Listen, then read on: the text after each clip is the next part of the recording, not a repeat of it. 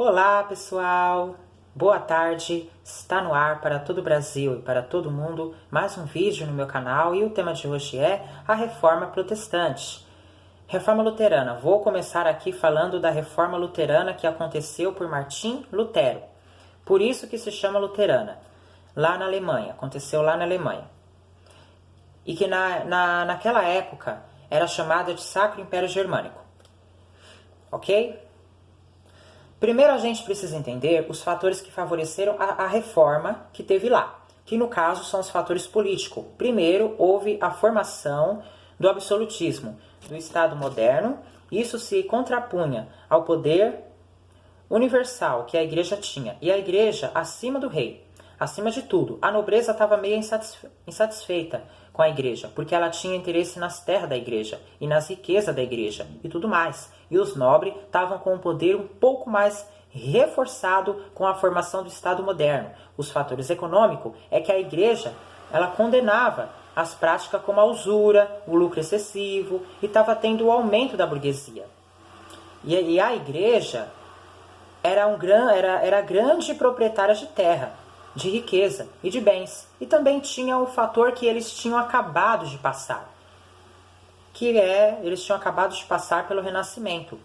E estavam passando ainda por todas essas ideias. Estavam colocando as pessoas com uma mente mais crítica, mais racional. Também houve desenvolvimento da imprensa. Houve a expansão das ideias, de livros. E as pessoas começaram a pensar mais.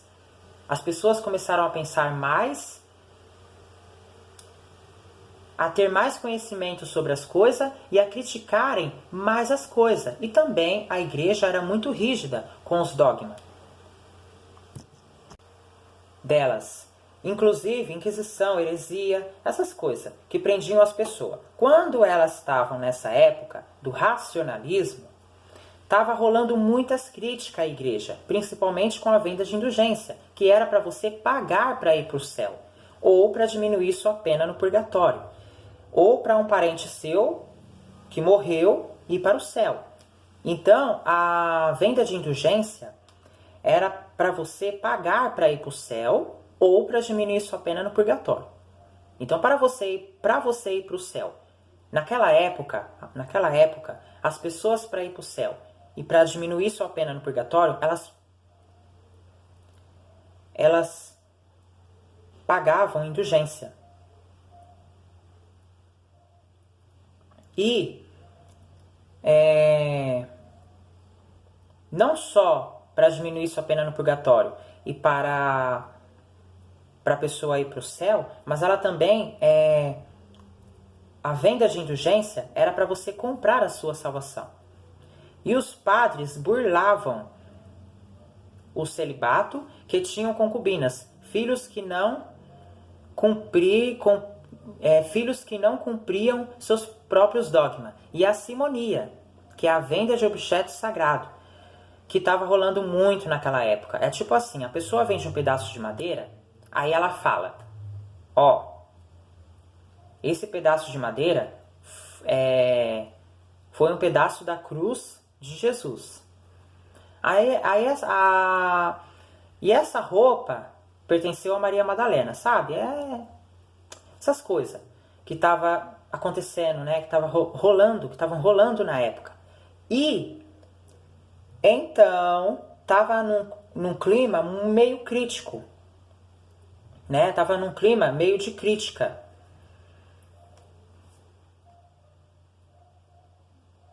Isso tudo favoreceu a reforma protestante. E nisso tudo, Lutero, ele era um cara muito inteligente. Ele era doutor em teologia, direito, um tanto de coisa. E ele era um monge agostiniano. Ele tinha conhecimento, ele ensinava teologia em universidades. E ele estava estudando a Bíblia. Ele era da Igreja Católica e ele mesmo criticava muitas coisas que aconteciam, por exemplo, os padres que burlavam o celibato e a venda de simonia. E tudo começou quando o Papa Leão X, eles estavam querendo construir a nova Basílica de São Pedro, lá em Roma.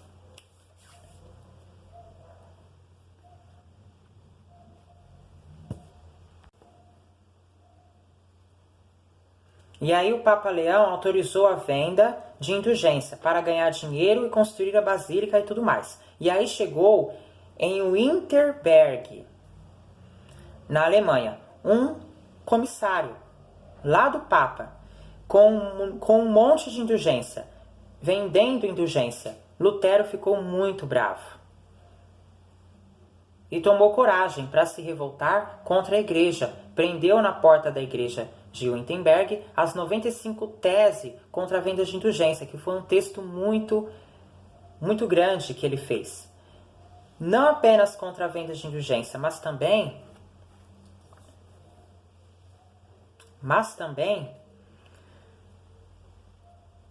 criticando toda essa corrupção de lucro, os padres e tudo mais.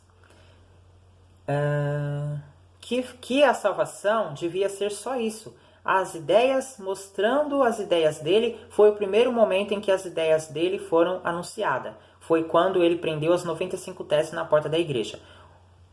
O Lutero, por mais que ele tinha essas coisas contra a Igreja Católica, ele não queria romper com a igreja. Ele queria só mudá-la para que ela ficasse mais fiel e aproximasse os fiéis de Deus. De fato, o clero, eles reagiram e exigiram que o Lutero retirasse as ideias dele, para que tudo voltasse a ser como era antes. O pensamento do Lutero pode ser resumido em 3 doutrinas, que são a justificação pela fé, a salvação pela fé, porque naquela época os padres falavam que você ia ganhar a salvação comprando indulgência ou fazendo boas obras, então para você ir para o céu, você tinha que comprar indulgência e fazer boas obras.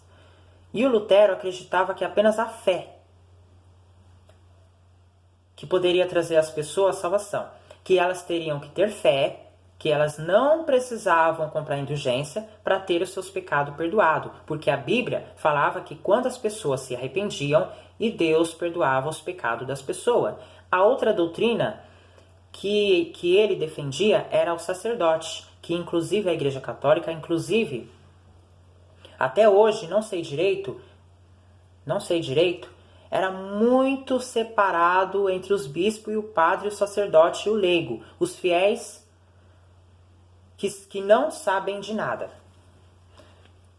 né? Os leigos são os fiéis que não sabem de nada. Ele acreditava que cada um que acreditava em Deus poderia ser sim próximo de Deus. Poderia ser sim um sacerdote, pastor, conduzir seu rebanho, desde que ele seguia de fato com o que as escrituras. E a terceira coisa é que então ele acreditava, o Lutero, que a pessoa que acreditava em Deus era próxima de Deus. E para ser sacerdote, para ser pastor, era só seguir as escrituras. E a terceira coisa, né, é a infabilidade.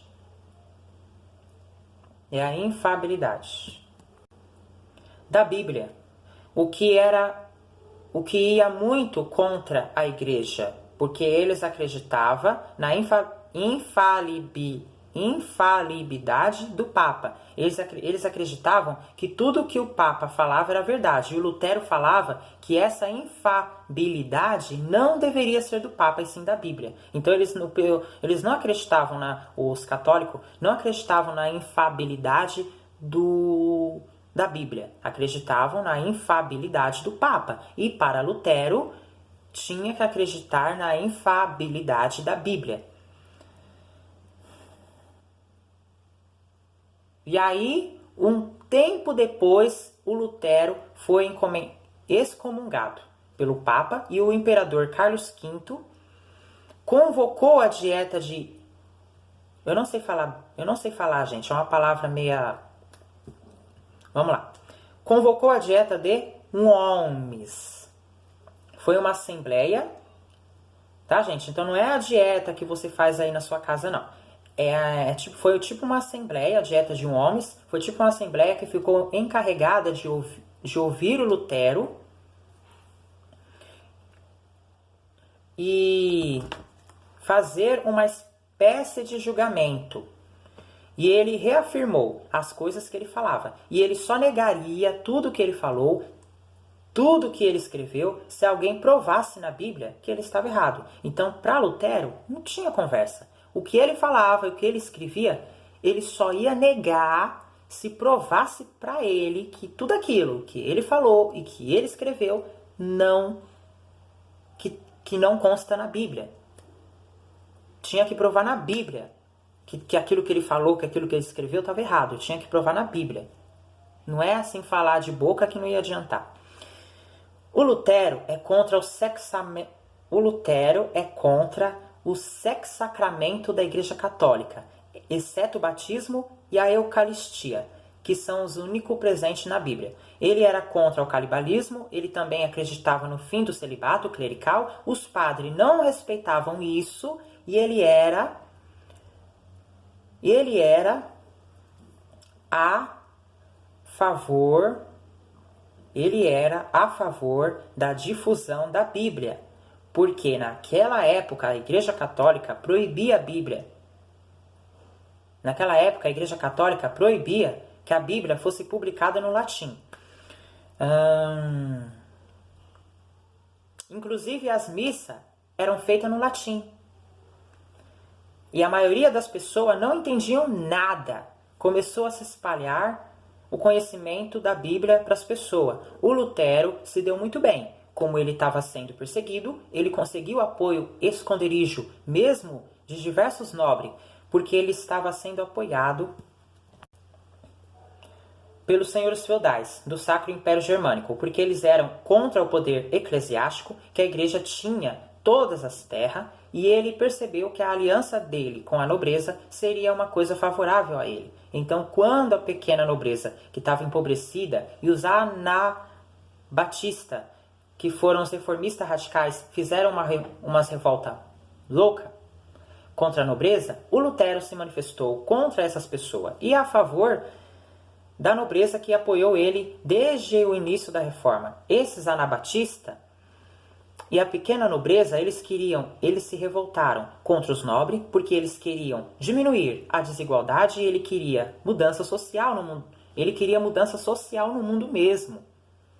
E não só depois da morte deles, tipo assim,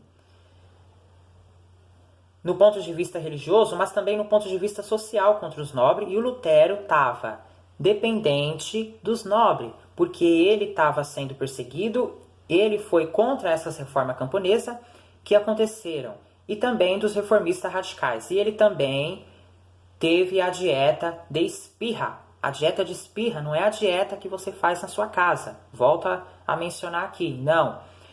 Dieta de espirra foi tipo uma assembleia que os cristãos que não são católicos e que esse movimento em geral ficou conhecido como movimento protestante. Tá, gente? Então, os católicos, os cristãos que não são católicos, é chamado de protestante.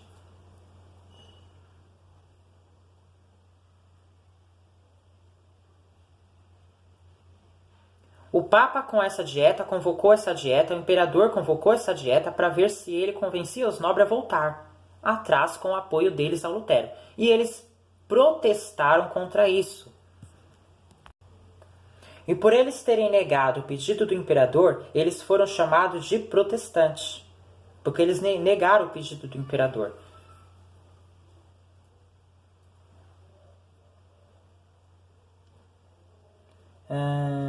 Eles foram chamados de protestantes pelos católicos. E aí, até hoje, é usado esse termo do cristão que não é católico. E é esse o momento histórico que foi a reforma dos protestantes. E aí, para finalizar o Lutero, teve a Confissão de Augsburgo, que foi um documento que se deu origem à Igreja Luterana. Ele sistematizava as ideias do Lutero, a salvação pela fé, a salvação pelas boas obras, e ele acabava com as indulgências, o sacerdócio universal, a livre leitura da Bíblia, que todo mundo negou, que todo mundo devia ler, todo mundo devia ter acesso. Negou a infalibilidade papal, que o Papa sabia de tudo, o Papa era totalmente certo, acabou com o celibato clerical, inclusive os pastores podem se casarem, assim como Lutero casou, negou esse negócio da hóstia virar o corpo de Cristo. Então ele negou esse negócio da hóstia virar o corpo de Cristo e o vinho virar o sangue de Cristo. Manteve 2 sacramentos dos 7 da Igreja Católica, que são a Eucaristia e o batismo, que são novos sacramentos que estão na Bíblia. Ele também critica o culto dos santos, ele critica o culto aos santos, as imagens à Virgem Maria, porque essas coisas não constam na Bíblia. Ok? Finalizando Lutero. Calvino era um cara estudioso. Pensa num cara estudioso. Era Calvino. Assim como Lutero, à medida que foi indo a reforma luterana, ele foi apoiando essas ideias e encaixando ela nos discursos, nas aulas que ele fazia, e por causa disso, ele começou a ser perseguido lá na França. Ele fugiu para a Suíça e começou a escrever os livros, que foi originando a segunda versão da reforma protestante. O calvinismo, que prega a predestinação da alma. O Calvino acredita que cada um já nasce predestinado ao céu ou ao inferno. Ele também, assim como Lutero, não acredita no purgatório. Ou você nasce destinado a ir para o céu ou para o inferno. Não adianta você fazer boas obras. Não adianta comprar indulgência. Como você sabe, se você está sendo destinado, como você sabe, se você está destinado a ir para o céu ou para o inferno, tem os sinais, que é ter uma vida sagrada, é ter conhecimento na Bíblia, ir para a missa, essas coisas. Ter uma vida legal. Então, por exemplo, a pessoa casou direitinho. Tem uma família. Ela vai na missa todos os domingos. Essa pessoa, você vê e entende que ela foi predestinada a ser salva. E uma pessoa que tem uma vida louca, que peca e não lê a Bíblia, é uma pessoa que foi e já está predestinada a ir para o inferno. O calvinismo, ele fez muito sucesso. Tá? O calvinismo fez muito sucesso na burguesia. Ele valorizava o trabalho e a riqueza, porque ele falava, se o seu trabalho prosperar, é porque você vai para o céu. Era bom você ser rico. Era bom você se dar bem no seu trabalho. Não era um problema como era para a Igreja Católica. E por isso fez muito sucesso entre a burguesia. O calvinismo, ele também teve... Ele também teve muitos nomes. Os puritanos, que foram os calvinistas, que foram os calvinistas chamados de puritano na igreja, que foram chamados de puritano na Inglaterra. Pronto, agora a igreja anglicana. A igreja anglicana não começou por dentro, começou por cima. Foi o rei Henrique VIII que criou a igreja anglicana. O rei Henrique VIII, ele era rei da Inglaterra, ele era uma pessoa muito interessante. Ele precisava ter um filho homem para ser rei e depois que ele morresse, ele casou com a Catarina de Aragão. E ele teve uma filha, 4 meninos, e eles meio que morreram. E ele ficou triste, ele não conseguiu ter filho homem com essa mulher. Ele precisava ter um filho homem, então ele pensou, vou anular o casamento com ela e vou casar com outra mulher. Né? Continuando, vamos lá. Ele era cheio das mulheres, ele queria casar com outra mulher para tentar ter o herdeiro dele. A Igreja Católica não aprovou a anulação do casamento dele. Ele se revoltou, rompeu com a Igreja Católica, que decidiu criar a igreja dele, ficou conhecido como a Igreja Anglicana. Por isso que ficou conhecido como a Igreja Anglicana. Porque ele se revoltou, rompeu com a Igreja Católica, que decidiu criar a igreja dele. Então a Igreja Católica criou a igreja dele, para ele seguir as regras dele, as normas dele. Porque a Igreja Católica não aceitou as normas dele. Então já que ele tem umas normas, umas regras, umas doutrinas diferentes da Igreja Católica, então ele vai ter a igreja dele. A Igreja Anglicana foi a igreja, né, criada. Ele matou a mulher, filha da mãe. Ele matou a mulher dele. Ele casou umas 7 vezes. Matou todas as mulheres. E acabou que não teve filho homem mesmo. Por que ele matou as 7 mulheres? Porque ele não teve filho homem com nenhuma das mulheres. Por isso que ele matou. Mas é errado. É errado. É errado e é crime. Vamos lá, continuando. A rainha que depois que ele morreu foi Elizabeth I, tanto que até hoje as Elizabeths da dinastia Tudor tá aí sendo rei, rainha da Inglaterra. Ele publicou em 1215 a Magna Carta, que foi o documento que rompia oficialmente com a Igreja Católica, que quebrava o parlamento. E aí a Inglaterra se tornou absolutista. O rei se tornou soberano, não só, mas a igreja foi chamada de ato de supremacia. Que ele ficou muito mais poderoso que ele já era. E ele confiscou os bens da igreja, os burgueses e ingleses, e formou a Igreja Anglicana, que era meio que uma mistura da Igreja Católica com a Igreja Calvinista. E ele tinha os rituais da Igreja Católica. A doutrina dela era calvinista. A valorização dos bens, a riqueza e tudo mais, mas também tinham toda aquela hierarquia, o rei no topo da Igreja Católica. Era meio que uma mistura. E o rei era o chefe supremo da igreja. Por mais que tivesse luta contra Lutero, desde o início a igreja levou um tempo até perceber o que tinha acontecido contra ela. E aí ela teve a relação dela, que foi chamada Contra-Reforma, que foi resposta da igreja aos movimento reformista que aconteceu. A igreja convocou um Auxílio de Trento, que foi o concílio mais longo da igreja. Ele reafirmou os dogmas da igreja católica, tipo, por exemplo, o celibato, os 7 pecados capitais. Você conhece, né? Eu sei que você conhece. 7 pecados capitais. Qual que é? Fala o primeiro. A ira. Vem aqui falar. Não. A ira. A gula. A gula. A luxúria. A luxúria. O orgulho. O orgulho. A preguiça. A preguiça. E a ganância. E a ganância. Só isso, eu acho. São 7.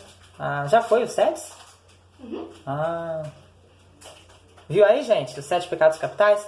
Vamos lá, continuando. Ele condenou a venda de indulgência, reconheceu a campanha de Jesus. Foram jesuítas que vieram colonizar a América, a Ásia e criar novos cristãos aqui e lá. Aqui e lá. Tanto que hoje o Brasil é predominantemente católico por causa disso. Também reorganizou a Inquisição para matar, culpar, condenar os hebreus, os protestantes, inclusive um monte de gente morreu. Ela também criou os seminários para preparar melhor os padres para que eles fiquem mais firmes, para que o padre seja a pessoa mais preparada. Oi? Esqueci da inveja.